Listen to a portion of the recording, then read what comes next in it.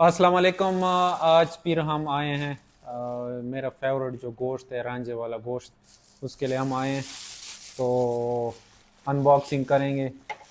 बिस्मिल्लाहिर्रहमानिर्रहीम। किस मरतबा कैसा गोश्त उन्होंने भेजा है। ये बकर से आगे हैं, धुले वाला विलेज है। उसमें ये स्पेशल गोश्त मिलता है, रांझे वाला। इसको इसकी अब ओपनिंग सेरेमनी कर रहे हैं। सबसे रिक्वेस्ट है कि पिज़्ज़ा और इन फजूल जो फास्ट फूड है उनकी बजाय ये देसी चीज़ें खाया करें, तो इससे वेट भी नहीं बढ़ेगा और वेट मेंटेन होगा आप लोगों का।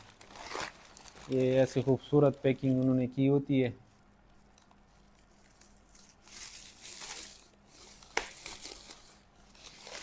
और इनकी खासियत ये है कि ये आप लोगों को दूर भी ये लोग पार्सल कर सकते हैं। हम तो इसी विलेज में आए हैं। वाह,